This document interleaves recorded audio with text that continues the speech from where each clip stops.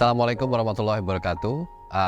Ada sebuah kisah di sebuah siang gitu ya, ada seorang pemuda sedang berjalan berdampingan bersama kuda peliharaannya.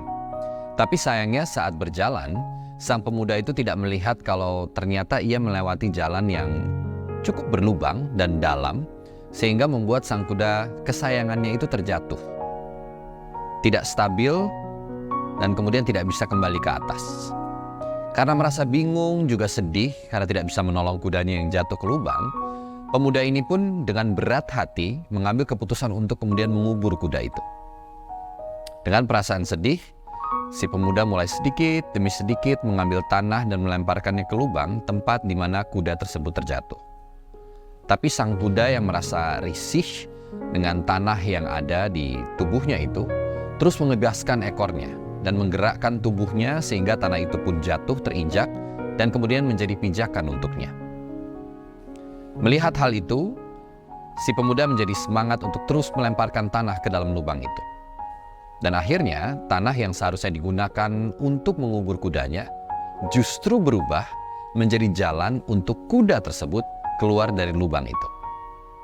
Setelah kejadian itu, si anak muda pun tersadar kalau ia tidak boleh berputus asa. Dan karena keputusannya untuk tidak menyerah, kini ia pun bisa kembali menunggangi kuda kesayangannya.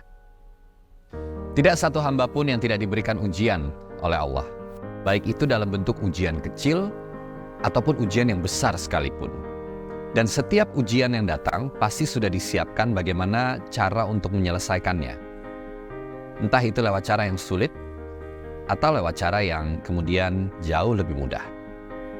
Tapi tak jarang kita terjebak dalam sebuah kemudahan, menerima begitu saja dan menjadikan hal itu sebagai sebuah kewajaran, tanpa kemudian menyikapi dari kemudahan ini bagaimana bisa sampai semudah ini. Bukankah semuanya bisa menjadi mudah seperti ini karena Dia yang menolongnya? Lalu bagaimana saya menghadapi sebuah ujian? Tentu saja yang utama adalah berdoa.